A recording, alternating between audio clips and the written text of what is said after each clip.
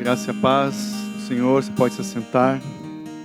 Boa noite a todos, boa noite a vocês em casa também. Irmãos, louvado seja Deus. Hoje, então, pela graça do Senhor, nós vamos concluir o 10º capítulo do Evangelho de Marcos. Eu peço que você tome em mão a sua Bíblia, abre comigo, então, Marcos, Evangelho de Marcos, capítulo 10. Nós vamos ler em duas partes, em dois momentos. Você sabe, nós temos falado nas últimas semanas, em que temos exposto esse capítulo de Marcos, de que aqui, justamente, nesse capítulo 10, o apóstolo, o evangelista, ele trata especificamente do discipulado, especificamente da vida de um discípulo de Jesus. E hoje, eu espero que vocês sejam surpreendidos, assim como eu fui, com a figura de um verdadeiro discípulo, que o Senhor nos traz aqui nesse texto. Vamos ler então, a princípio, Marcos 10, do 32 até o 45, com reverência e muita atenção. Diz assim a bendita palavra de Deus, Marcos 10, 32. Eles estavam a caminho, subindo para Jerusalém, e Jesus ia adiante deles. E espantados, seguiam-no com medo. De novo, Jesus tomou consigo os 12 e começou a falar-lhes das coisas que deveriam lhe acontecer. Estamos subindo para Jerusalém, e o Filho do Homem será entregue aos principais sacerdotes e aos escribas. Eles o condenarão à morte e o entregarão aos gentios. Irão zombar dele, cuspir nele, açoitá-lo e matá-lo. Depois de 3 dias, ele ressuscitará. Nisso, aproximaram-se dele Tiago e João, filhos de Zebedeu, dizendo-lhe: Mestre, queremos que nos faças o que te pedirmos. E ele lhes perguntou: Que quereis que eu vos faça? Eles lhe responderam: Concede-nos que na tua glória nos sentemos, um à tua direita e o outro à tua esquerda. Mas Jesus lhes disse: Não sabeis o que pedis. Podeis beber o cálice que eu bebo, ou ser batizado com o batismo com que sou batizado? E eles responderam: Podemos. Mas Jesus lhes disse: Bebereis do cálice que eu bebo, e sereis batizado com o batismo com que eu sou batizado. Mas o sentar-se à minha direita ou à minha esquerda não cabe a mim concedê-lo. Isso é para aqueles a quem está reservado.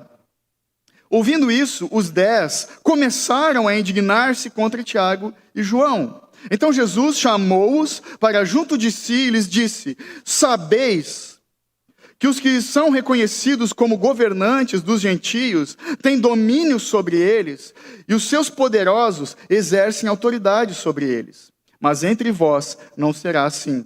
Antes, quem entre vós quiser tornar-se grande, será esse o que vos servirá. E quem entre vós quiser ser o primeiro, será o servo de todos.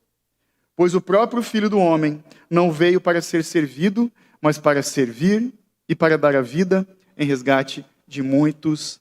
Amém. Amém.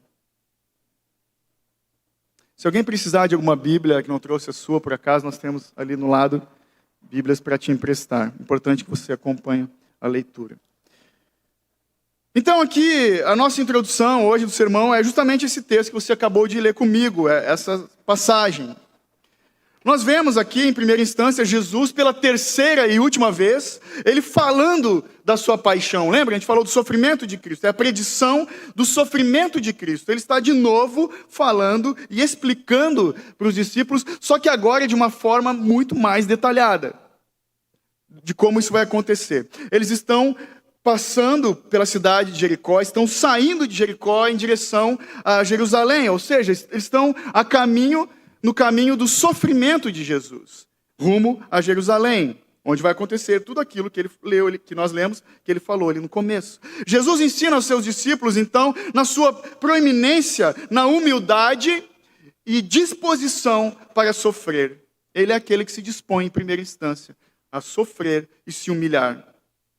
Tanto que no 32 fala, e Jesus ia adiante deles. É a primeira vez que fala de um relato de Jesus e seus discípulos no caminho, caminhando, e aqui aponta, mas Jesus vai na frente deles. Jesus está comandando, está lá adiante. Então, quando se trata de humildade e sofrimento, é isso que o texto nos ensina. Jesus, ele lidera o caminho. Ele é o líder.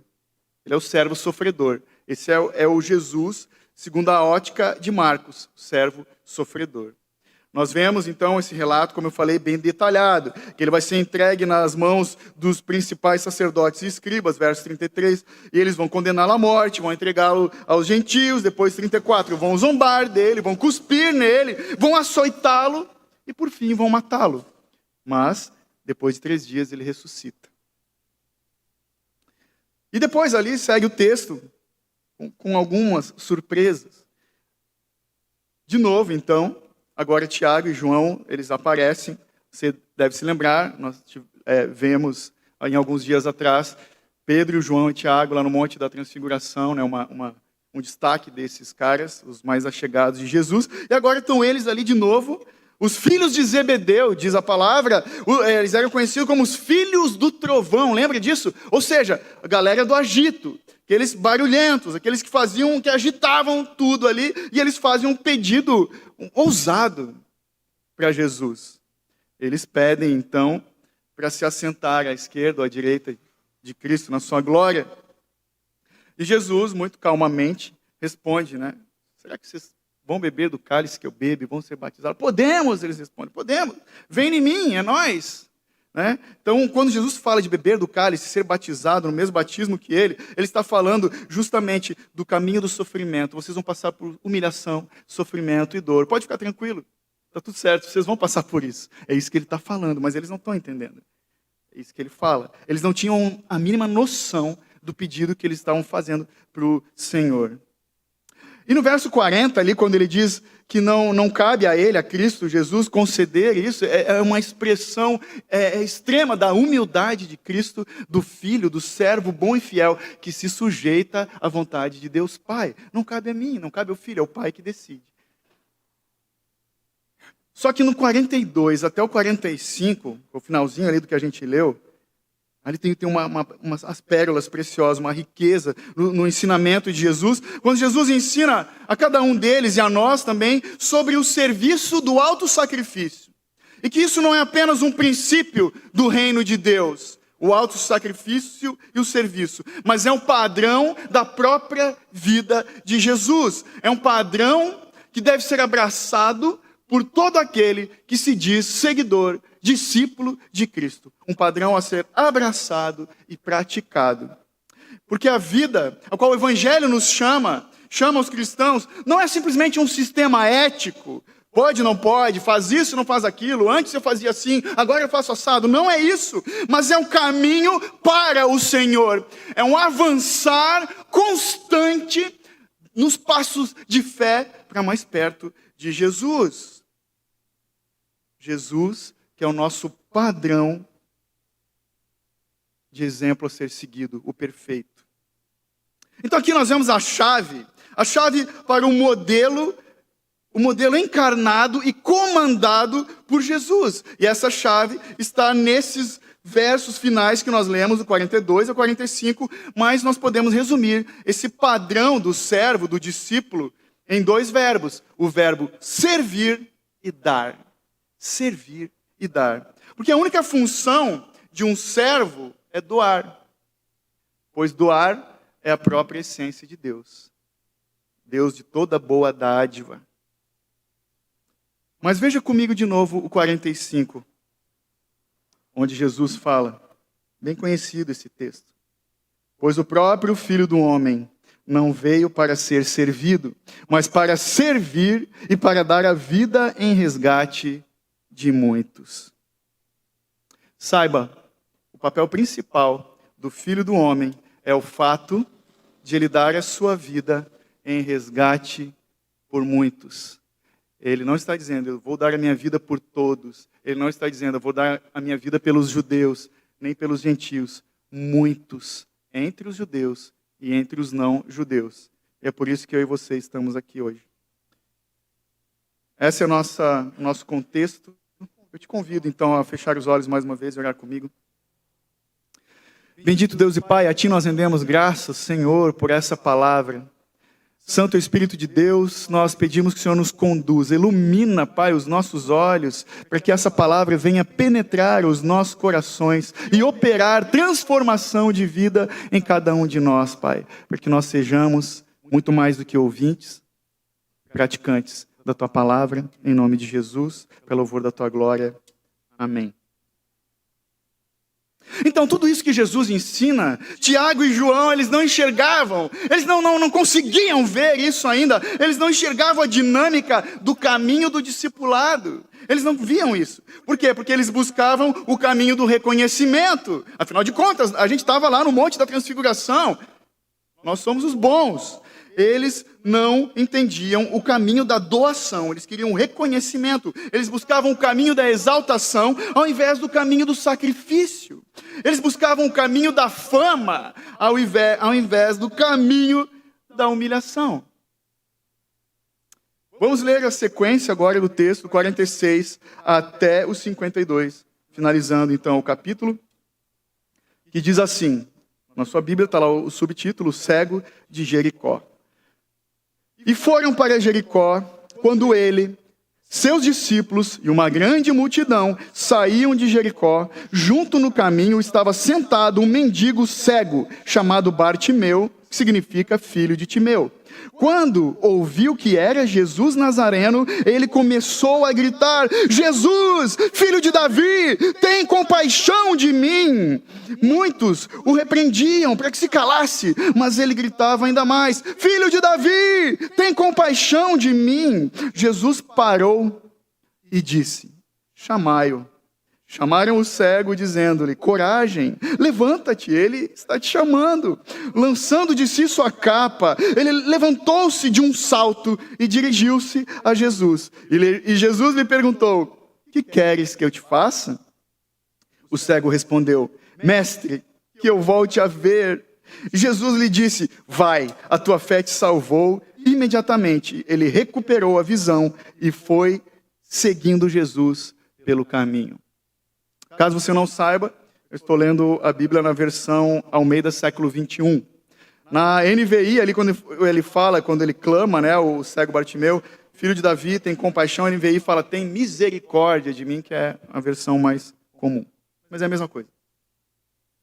Uma curiosidade é que Bartimeu é a única pessoa curada nos evangelhos cujo nome é citado. Você deve se lembrar, a gente viu anteriormente, a sogra de Pedro, a filha de Jairo, o homem da mão ressequida, e agora o cego tem nome, Bartimeu. Então, o histórico desse cego e mendigo, é irônico, é uma ironia, porque esse cego, ele vê muito mais claramente a Jesus como ele é, do que os discípulos, seus seguidores, que tinham os olhos bons. Ele está vendo muito mais nitidamente quem é Jesus de verdade. E Bartimeu, aqui no Evangelho de Marcos, ele representa o ápice, o cume da montanha do ensinamento de Jesus sobre fé e discipulado. E é isso que nós vamos aprender hoje. Então, a cura de Bartimeu, o cego, retrata o verdadeiro significado do discipulado para nós. Ou seja, o verdadeiro significado do discipulado: ser iluminado pelo Messias e segui-lo na estrada do sofrimento.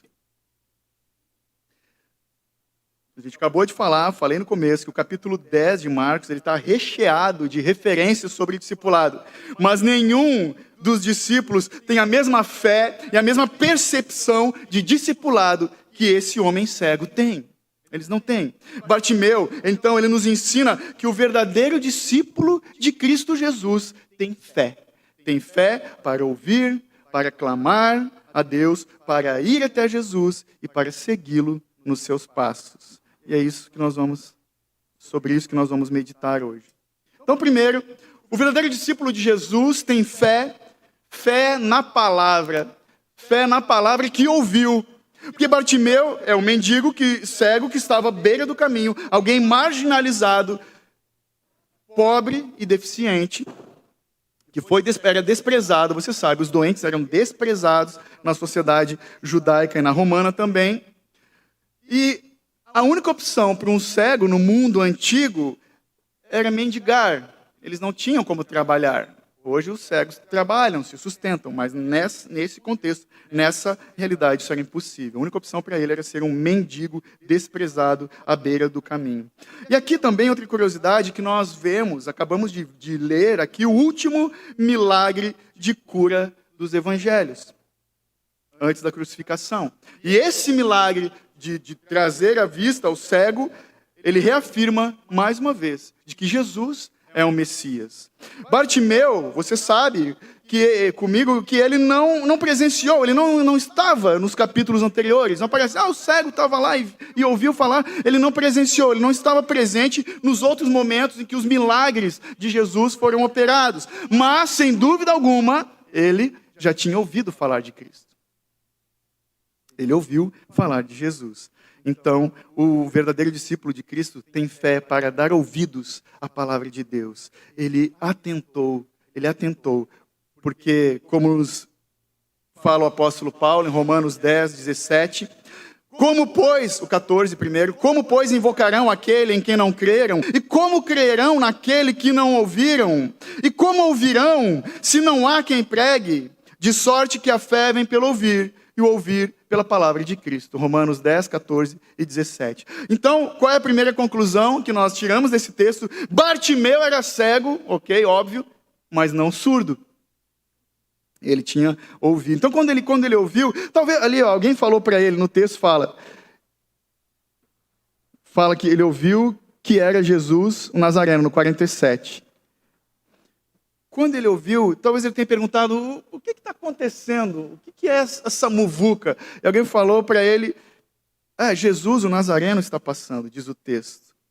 Jesus está se aproximando com os seus discípulos. Então, com certeza, ele já tinha ouvido a notícia do Cristo que cura e que veio salvar os perdidos. Já tinha ouvido falar dos grandes feitos de Jesus. Sabe, fui pesquisar no Google a respeito de cegos e cegueira e tal. As estatísticas de 2020 nos trazem números bem alarmantes. Diz que, atualmente, existem 39 milhões de cegos no mundo todo. No Brasil, nós temos 1.577.000 pessoas cegas. Isso significa 0,75% da população brasileira. É pouquinho, é pouco. Só que, pasmem, 246 milhões de pessoas no mundo sofrem de uma perda parcial e gradativa da visão. Quais são as principais causas de uma cegueira natural? Acho que quando a gente ouve assim, que alguém está perdendo a visão, é algo muito alarmante. Eu tenho essa noia comigo, confesso para vocês, que eu uso óculos desde os meus 6 anos de idade. Então, as principais causas da cegueira natural são doenças que acometem principalmente os idosos, como catarata, como glaucoma, uma degeneração da visão, um desgaste relacionado com a idade. Você sabe, o tempo vai passando, aquele irmão abençoado, a irmã abençoada que não usava óculos, de repente aparece na igreja de óculos. A idade está chegando. Então, o braço vai ficando mais curto, e o pessoal diz, então tem que usar óculos. Essas são algumas das causas da cegueira natural. Agora, para a cegueira espiritual, não existem diversas causas. É uma só a causa da cegueira espiritual, e ela se chama incredulidade, falta de fé. Então, acho que é prudente perguntar para nós aqui, quantos de nós estamos cegos para o Evangelho de Cristo? Quantos de nós temos uma visão deturpada do reino de Deus? Quantos estão assentados à beira do caminho como ouvintes, espectadores passivos, esperando a vida passar, se lamentando pelos seus problemas? Ou quantos de nós estamos suscetíveis à estratégia do diabo? Por quê? Porque o diabo ele é especialista em nos fazer desviar o olhar de Cristo para nós olharmos para as coisas dessa vida. Ele é especialista em desviar o nosso olhar das coisas eternas para nós olharmos para as coisas dessa vida. A atividade principal do diabo e dos seus demônios não é ser entrevistado na Igreja Universal. A atividade principal do diabo e dos seus demônios é desviar os olhos dos homens de Jesus, para que nós olhemos para os homens e para nós mesmos. Então nós precisamos, irmãos, aprender com Bartimeu, com esse cego Bartimeu. Porque o verdadeiro discípulo de Jesus tem fé. Segundo ponto, fé para clamar. Nós vemos no verso 47 e 48 que por duas vezes ele grita, ele clama. Sabe, o reino de Deus, ele não é para os bem-intencionados. O reino de Deus está à disposição dos desesperados. Bartimeu estava desesperado e o seu desespero foi a porta para a fé. Quando ele disse, filho de Davi, isso significa, esse é o herdeiro do trono de Israel.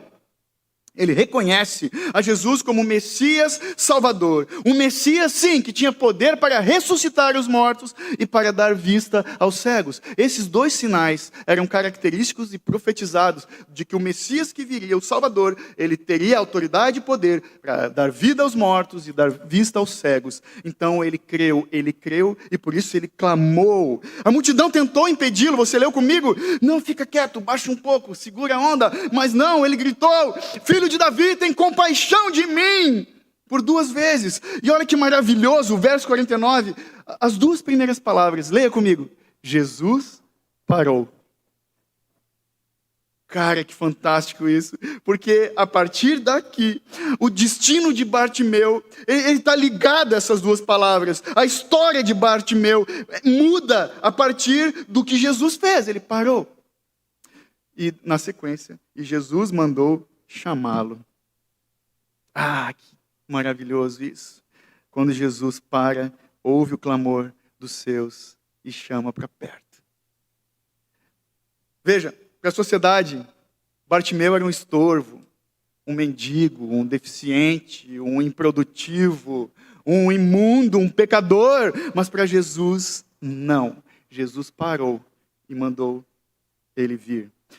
Porque, afinal de contas, uma fé como essa de Bartimeu, que clama, talvez de todo o seu fôlego, uma fé como essa não pode ficar sem recompensa. Só que veja, é impressionante que às vezes nós nos esquecemos de que Jesus para ouvir o nosso clamor. Nós nos esquecemos que Ele nos chama para irmos até Ele. Nós nos esquecemos das benditas palavras do próprio Cristo, que disse em Mateus 11, 28, vinde a mim todos os que estáis cansados e sobrecarregados, eu vos aliviarei. Nós nos esquecemos de que o salmista já sabia dessa verdade, quando ele diz no Salmo 120, no primeiro verso, na minha angústia clamei ao Senhor e Ele me ouviu. Nós nos esquecemos. Nós precisamos clamar a Deus em nossas angústias e levarmos até Ele as nossas necessidades. É importante essa prática. Por quê? Porque o verdadeiro discípulo tem fé. Fé para ir até Jesus.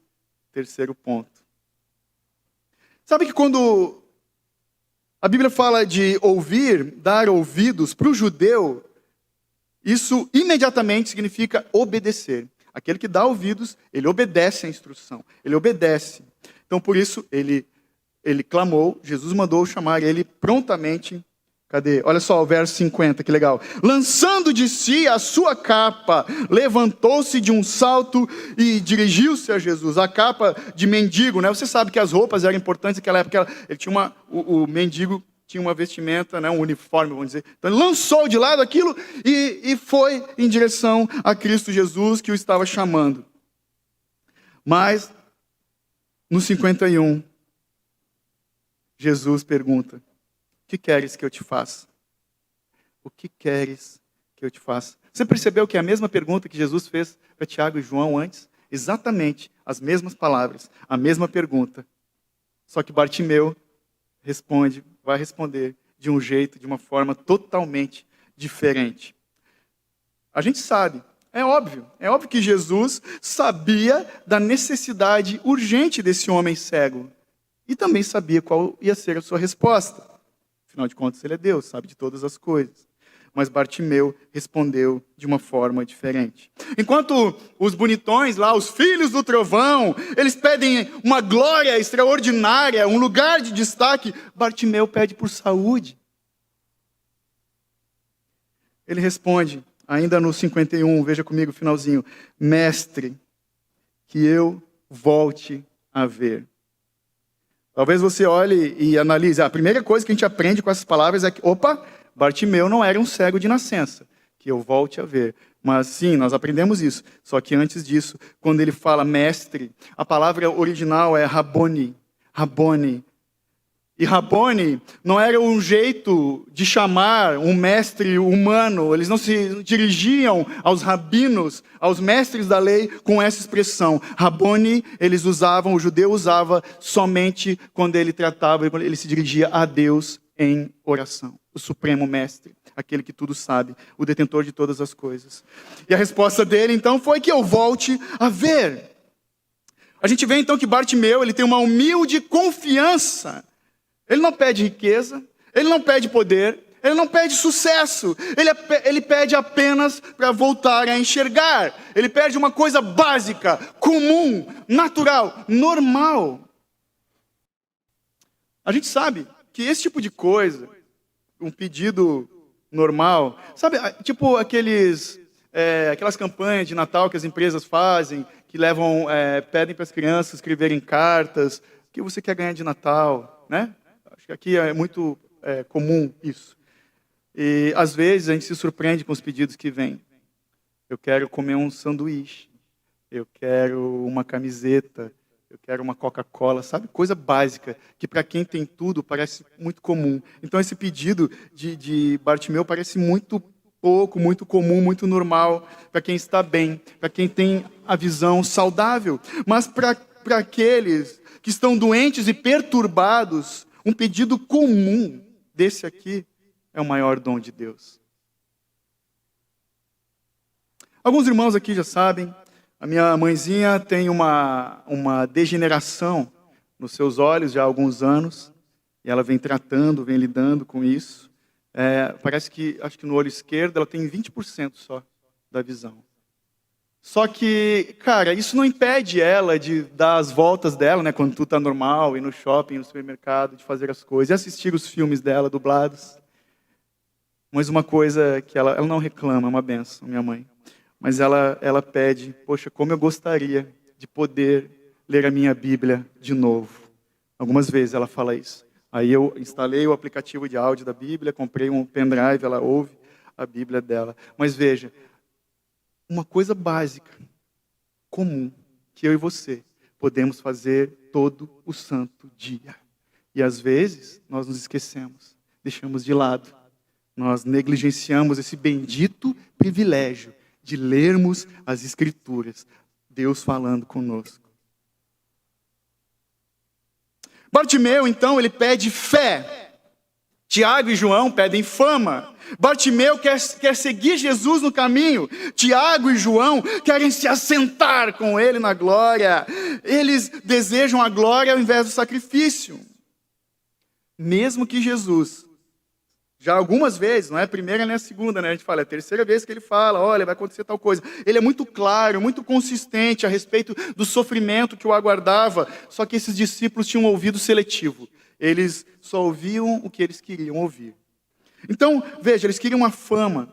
A fama é como uma droga que nos incentiva a buscarmos satisfação nas nossas realizações, naquilo que a gente faz. Enquanto a fé nos conduz a encontrarmos satisfação nos méritos de Cristo, naquilo que Ele fez por nós.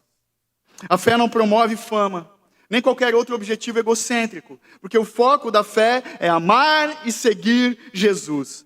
E isso tem que ser um propósito das nossas vidas, daqui para a eternidade. Jesus, então, segue o texto e fala, né, declara ali no 51, vai, a tua fé te salvou. Talvez alguém aqui tenha uma versão diferente que diz, vá, a tua fé te curou, como a NVI traz essa palavra. O que está certo? A tua fé te salvou ou a tua fé te curou? Os dois. Porque a palavra no original é sozo E ela tem um duplo sentido, é uma cura dupla. Fala de uma cura física e espiritual. E foi exatamente o que aconteceu com ele.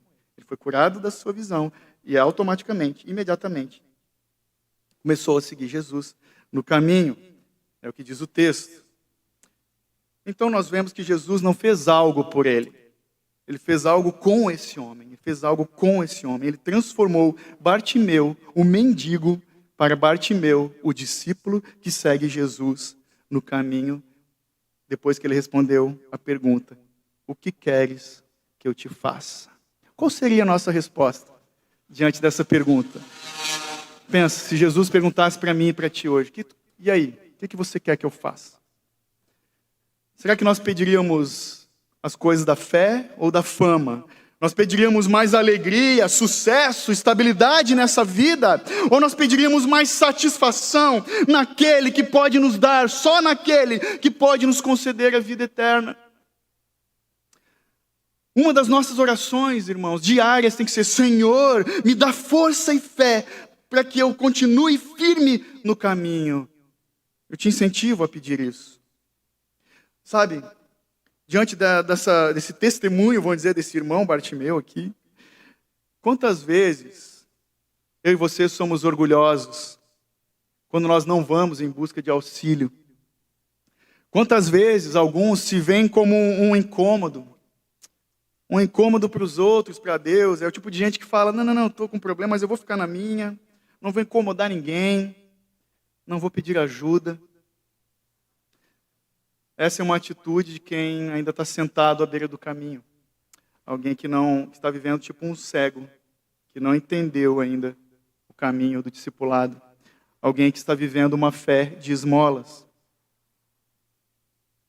Para quem age assim, eu pergunto: o que te impede de pedir ajuda? Eu já respondo: duas coisas. O que nos impede de pedir ajuda? Primeiro, orgulho. Quando nós não pedimos auxílio aos irmãos ou a outra pessoa, isso é orgulho, porque nós falamos: eu vou me resolver, eu me viro sozinho, eu dou meus pulos, né?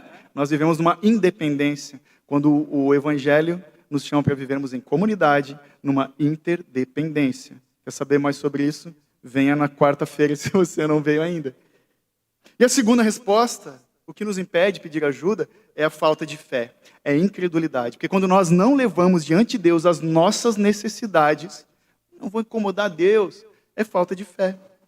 Parece que nós pensamos que Deus não vai poder resolver o nosso problema. Então eu e você, nós temos que abandonar essa apatia espiritual que às vezes vem diante de nós. Abandonarmos a apatia espiritual. Porque a vida daquele que está, essa é a vida daquele que está sentado sozinho. O Evangelho é um chamado para a comunidade. Não é para nós ficarmos sozinhos, isolados. Precisamos dar um basta quando nós agimos assim, nessa vida de ouvintes que não são praticantes. Pois o verdadeiro discípulo tem fé para seguir no caminho, e esse é o nosso quarto ponto. Então nós já falamos que Jesus transformou Bartimeu de um mendigo à beira do caminho, do verso 46, para um discípulo que agora está no caminho, o verso 52. E para Marcos, o evangelista, é isso aqui que define o discipulado: ver Jesus e seguir Jesus no caminho. Fala de uma fé, a fé que não age dessa forma, a fé que não leva ao discipulado, é uma fé que não salva. Porque a fé salvífica nos coloca no caminho do discipulado. E lembrando, o que é o discipulado? Já falei isso outra vez. Seguir a Jesus e ajudar outros a segui-lo. Então nós aprendemos aqui que qualquer um que clama a Jesus tem que estar disposto a segui-lo. Até mesmo que o caminho seja um caminho em direção à cruz. O discipulado então se resume em sempre em seguir Jesus pelo caminho. O que é discipulado? Seguir Jesus pelo caminho. Então aqui essa é a última cura, como eu falei, antes da crucificação. Um cego que ouviu a Jesus, que passou a ver a Jesus e passou a segui-lo no caminho. Ele estava à beira do caminho e agora ele está caminhando no caminho atrás de Jesus. E eu e você? Aonde que nós estamos? Nós estamos seguindo Jesus em seus passos, ou estamos à parte, à beira do caminho? Será que os nossos olhos já foram abertos pelo Espírito de Deus? Ou uma outra pergunta que seria bem interessante, é o que tem nos impedido de levantar e irmos até Cristo? Algumas pessoas, de fato, são acometidas de uma falta de ânimo, um desânimo, né? Não têm forças, nem condições para seguir a Cristo.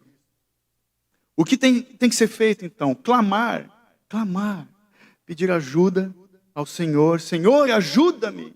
Lembra Pedro se afogando? Senhor, salva-me. 2 palavras. E pedir ajuda ao próximo. Por quê? Porque quando nós somos curados, nós vemos Cristo em seu amor, avançando o caminho da humildade e do sofrimento. Vemos Jesus, o homem de dores, lá de Isaías 53, o servo sofredor, rumando a sua rude cruz. Hoje, de fato, eu e você, nós não conseguimos contemplar Jesus com os nossos olhos físicos. Não conseguimos. Mas no Evangelho, nós podemos ver o relato do poder de Cristo, da sua graça e da sua disposição para salvar os homens. Porque no Evangelho, nós vemos Cristo. Vemos o Cristo em sua palavra. O Evangelho é que dá vista aos cegos. O Evangelho é um chamado, irmãos, para nós vermos Cristo. Vermos o Cristo em seu labor, um passo de cada vez no caminho da vergonha, do escárnio e da dor, como nós lemos ali no começo. Vemos Cristo, o santo acusado das nossas dívidas, o inocente condenado pelos nossos pecados. O Evangelho, irmãos, é um chamado para nós trilharmos os passos de Jesus no caminho. Não para nós ficarmos parados observando, como espectadores, como aqueles que esquentam bancos. É isso que nos ensina Pedro, quando nós entendemos que o Evangelho é um chamado para o caminho do sofrimento. Pedro nos ensina, na primeira carta, de Pedro 4, 12 e 13, quando ele diz, você sabe, o Pedro que relatou esses fatos para Marcos. Amados, não se surpreendam com o fogo que surge entre vocês para os provar, como se algo estranho lhes estivesse acontecendo. Mas alegrem-se à medida que participam dos sofrimentos de Cristo, para que também, quando a sua glória for revelada, vocês exultem com grande alegria. Crente, cristão, irmãos, o caminho de seguir a Jesus é um caminho do sofrimento. Nós somos chamados para sermos participantes dos sofrimentos de Cristo.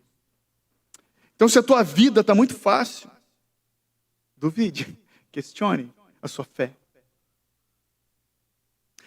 Veja, as nossas lutas, as nossas dores e dificuldades, elas não podem nos impedir de ver a Jesus. Elas nos aproximam de Jesus. Luta, dificuldade, angústia, aflição, são agentes da graça de Deus para nos forjar na dependência do seu amor. Vocês devem lembrar, o ano passado eu trouxe aqui um exemplo da Fanny Crosby, que foi uma mulher, mãe, professora, que amava Jesus, uma missionária metodista, poetisa, compositora de vários hinos cristãos, que até hoje nós cantamos. Ela contribuiu demais para a história da igreja. Se você não se lembra, ela, de bebezinha, recém-nascida, por causa de um erro médico, ficou cega. De uma infecção nos olhos, o médico fez uma lambança, ela cegou a menina, o bebezinho. Ela disse uma vez, abre aspas, se eu tivesse a oportunidade de fazer apenas um pedido no dia em que nasci, pediria para ter nascido cega, pois quando eu chegasse no céu, o primeiro rosto que eu teria prazer de contemplar seria o rosto do meu Salvador. Então ser cega não impediu essa mulher de seguir, de adorar a Cristo, pois ela enxergava Jesus com os olhos da fé. E para nós, de uma forma prática, na vida, como que podemos ver a Jesus? Nós podemos ver Jesus naqueles que param para ouvir o clamor dos necessitados. Nós podemos ver Jesus naqueles que se dispõem a servir e sofrer por amor. Vemos Jesus naqueles que seguem, imitando o Senhor em seus passos. Mas aonde? Né? Existe um lugar aonde nós vemos Jesus. No caminho da nossa humilhação e sofrimento. Quando nós nos dispomos, como Jesus ensinou antes, aquele que quer ser grande vai servir a todos. Servo de todos. Nós temos que ter essa consciência. Paulo nos ensina de considerar o outro sempre mais digno, melhor, maior do que nós mesmos.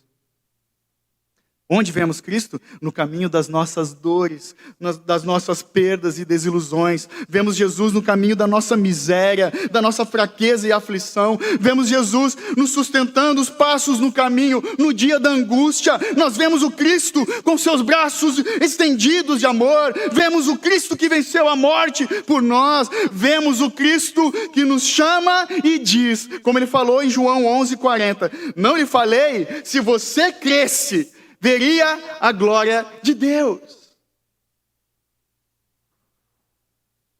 É assim que vemos Jesus. Porque o verdadeiro discípulo tem fé, uma fé salvífica. E para concluir, então, qual é o começo dessa fé que salva, essa fé salvífica, que guia os nossos passos no caminho do discipulado? Qual é o começo dessa fé? É a coragem de uma alma aflita que se lança nos braços de Jesus. No que consiste essa vida de fé? Numa constante dependência da palavra do Salvador, mesmo que ainda, por um tempo, eu e você não possamos vê-lo. E qual é o primeiro passo, então, de um verdadeiro discípulo de Jesus? É um clamor como de Bartimeu, quando ele disse, e eu e você precisamos clamar também: Filho de Davi, tem misericórdia de mim. Amém.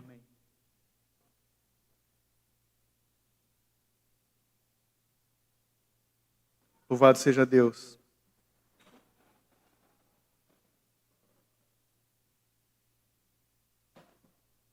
Podem se colocar de pé no seu lugar, por favor.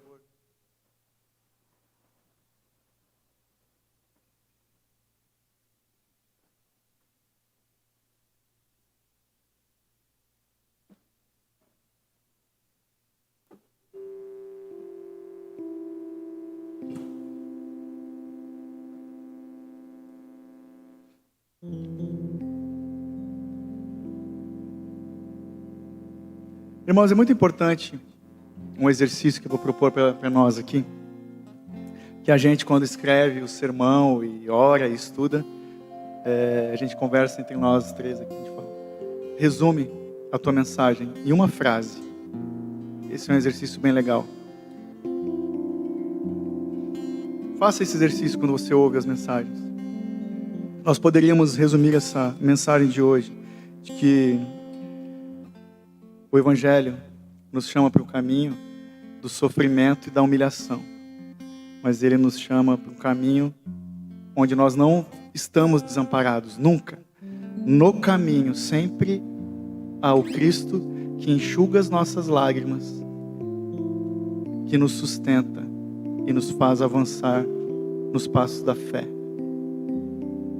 É por isso que nós somos chamados para viver em comunidade, para nos alegrarmos com os que se alegram, chorarmos com os que choram.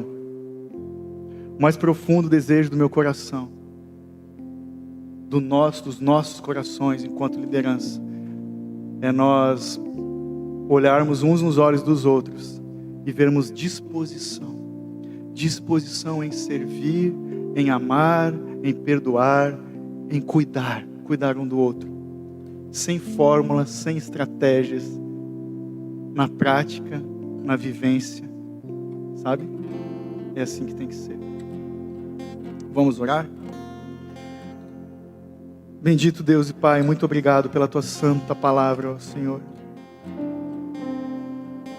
Obrigado porque o Senhor é aquele, por meio do Teu Santo Espírito, que um dia nos convenceu e tem convencido e vai continuar convencendo os homens do pecado, da justiça e do juízo. É o Senhor quem tira as escamas da incredulidade dos nossos olhos. É o Senhor quem remove o véu dos nossos corações endurecidos. E nos concede, por ouvirmos a Tua palavra, a atendermos o chamado do Evangelho, Pai. É o Senhor quem faz arder essa expectativa no porvir, nas coisas que olhos não vê, Pai. Obrigado, Deus, porque de fato são as coisas que nós não vemos, nem subiram ao nosso entendimento, nem chegaram aos nossos ouvidos, mas são as coisas que o Senhor tem reservadas para aqueles que te amam, aqueles que têm expectativa na tua volta. Tem misericórdia de nós, ó Filho de Deus. Tem misericórdia de nós, Pai. Quando nós nos fatigamos, quando nós nos cansamos e assentamos, paramos, desistimos de caminhar, quando nós murmuramos, quando nos falta fé, obrigado porque não depende de nós. Obrigado, Senhor. Que o Senhor continue, Pai, segundo a medida da Tua graça, derramando sobre nós, graça sem medida, e uma fé inabalável, sustentando os nossos passos, mesmo quando nós tropeçamos, para seguirmos adiante, avançando, para os Teus braços de amor, em nome de Jesus. Amém.